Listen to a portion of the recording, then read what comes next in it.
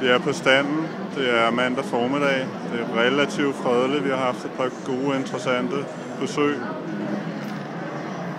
For lige at lave en 360-graders panorering herfra, hvor vi står. Her kan vi gå ud og få lidt frisk luft. Herover kommer vores svenske venner, der sælger iPod, iPad, iPhone, accessories. Spiller en video, der er sindssygt irriterende at høre på. Kører hver 30 sekund i sløjfe.